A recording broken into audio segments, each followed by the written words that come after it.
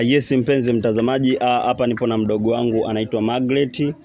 Huyu mdogo wangu Margaret katokea Mwanza. Tena Mwanza so mjini, Mwanza vijijini. Huyu bwana mpaka anafika hapa kwa historia fupi alionihadithia, bwana kadandia loli kaja kumtafuta baba Joani almaarufu kama mwalimu mgeni au baba Karobo. Huyu bwana unavyomuona mdogo wangu huyu kaamua kutoroka kwao kwa ajili ya mapenzi yake ya dhati na baba Karobo. Sasa kwa majina unaitwa nani? Watambulisha. Naitwa Margaret. Wewe Mwanza kwenu ni sehemu gani, vijijini au mjini? Ni vijijini. Unaweza kutuambia ni umefika vipi mpaka unatoka Mwanza vijijini mpaka unakuja huku, umefika vipi mjini?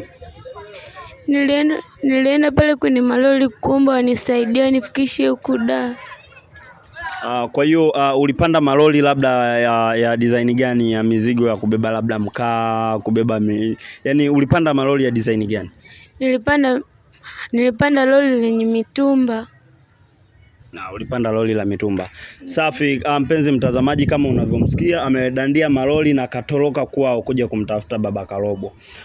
Unahisi ukija kukutana na baba Karobo unaweza kumwambia nini ambacho au yani ambacho kitamfanya yeye atamani kufanya kazi na wewe au atamani kuishi na wewe?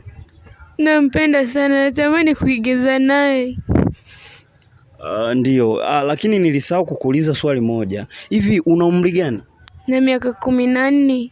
Sasa miaka 14 umeweza jiuizaje kutoroka nyumbani kuja kumtafuta baba Karobo? Huoni kama hii ni hatari, na wewe umri wako bado ni mdogo na unataka kuingia kwenye masuala ya sanaa, tena au kimpoint kabisa baba Karobo kuwa unamkubali? Huoni kama hii itakuletea hatari na umri wako? Mama nilikuwa namwambia nataka kuigiza na baba Joani, lakini alikuwa ananikatalia, ndo nikaamua kutoroka. Hivi ni changamoto gani ambayo uliipata kipindi unaingia mjini Dar es Salaam? Kama inavyojulikana jamani, mjini Dar es Salaam ni mji mgumu kuliko miji yote kuishi, lakini pia ni mji mrahisi sana ni mjini mrahisi pia kuishi. Sasa wewe umepata changamoto gani mpaka unakuja kukutana na mimi? Pindi nafika huku da nilikutana na mkaka hivi bodaboda. Ndo akaniuliza, nikamwelezea yote, kaniambia nipande kwenye pikipiki. Tukawa tunaenda. Ndo tulipofika ndo akanichukulia chakula.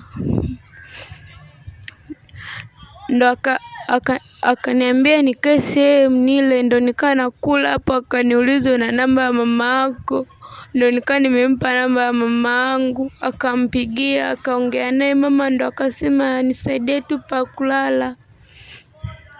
Ndo sasa yule mkaka akaniambia twende kwake. Akaniambia eti anipe 10,000 mimi nilale naye. Ndo nikaa nimekataa. Na alivyokuambia umpe 10,000. Jamani wapenzi watazamaji, kama mnavyoona mtoto kajitoa kuja kutafuta sanaa, tena akampoint kabisa baba Karobo. Sasa angalia ni changamoto gani anazipitia anapoamua kumtafuta mtu anayemkubali, mpaka imefikia hatua kuna mtu ameamua kutaka kumbaka kwa sababu ya kumsaidia. Sasa hivi uliweza vipi kumtoroka au kumponyoka yule pale asikufanyie vitendo vya ajabu?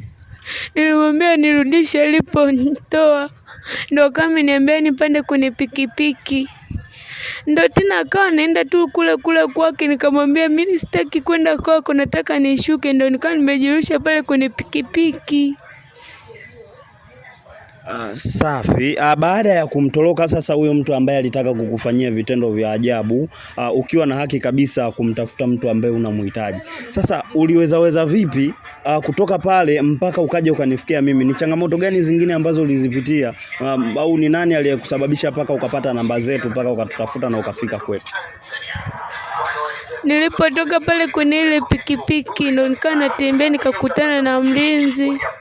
Ndo kama ameniita nikaenda. Akaniuliza, ndo nikamwambia nimetoroka kwetu nataka kuigiza na baba Joani. Ndo sasa akaniuliza na namba za mama yako, nikawa nimemwambia na namba za mama yangu. Ndo akasema nimtajie, nikawa nimemtajia, akaongea na mama. Ndo mama akasema mpe huyo simu, ndo nikanaongea na mama akasema mbona umemtoroka yule ambaye alitaka kukusaidia pa kulala tena bure. Nikamwambia mama yule kaka alikuwa tabia mbaya, alikuwa anataka nilale naye. Ndo sasa akasema lala hapo. Ndo sasa nikawa nimelala. Asubuhi ndo yule mlinzi akameniambia anitafutie kazi, na mimi nikamwambia sitaki kazi, nataka kukutana na baba Joani. Ndo sasa nikawa nimeondoka. Yes, baba Joani, popote ulipo, kama unavyosikia sauti hii na unamuona mdogo wako huyu ameamua kupanga safari ndefu tena ya shida, akatoka nyumbani hana hata hela ya kula, kaamua kudandia lori kwa ajili ya kukutafuta.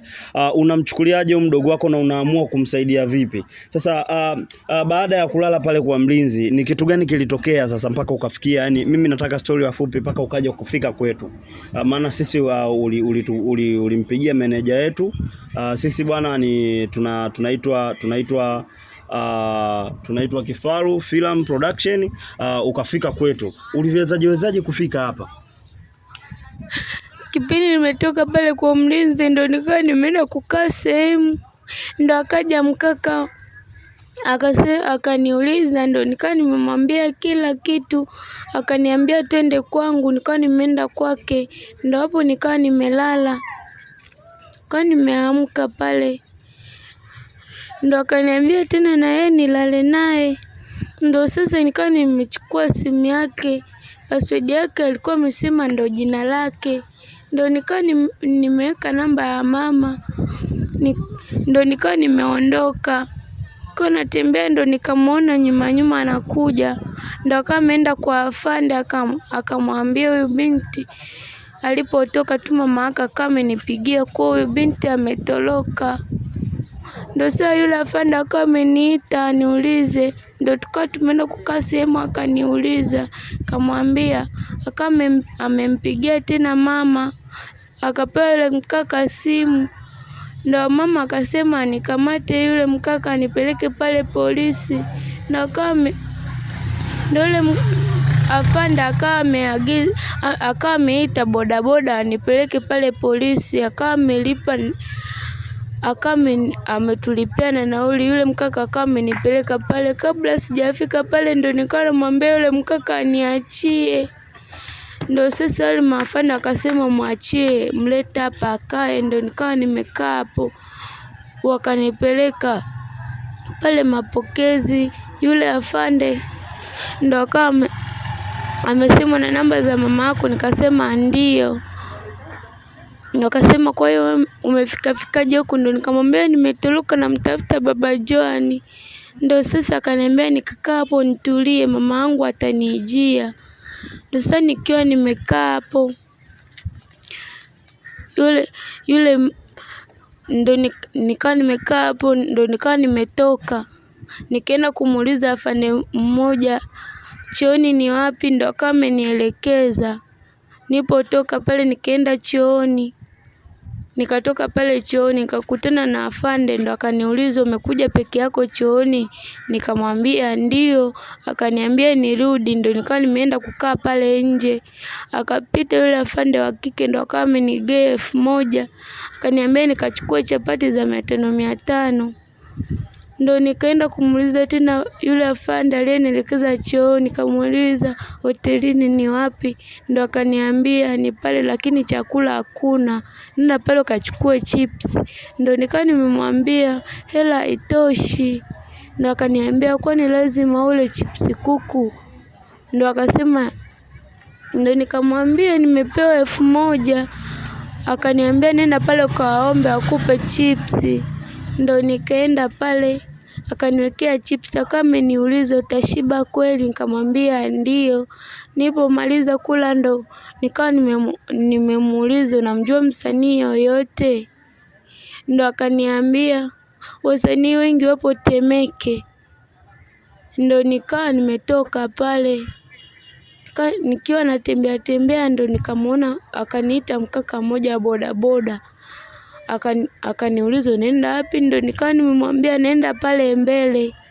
Ndo akasema twende. Nikamwambia mimi sina nauli. Akasema panda tu twende. Nilikuwa nimepanda pale, akaniambia twende pale guest tukaongee. Mimi nikamwambia sitaki kwenda guest, ndo nilikuwa nimetoka hapo. Nikaenda kukaa sehemu.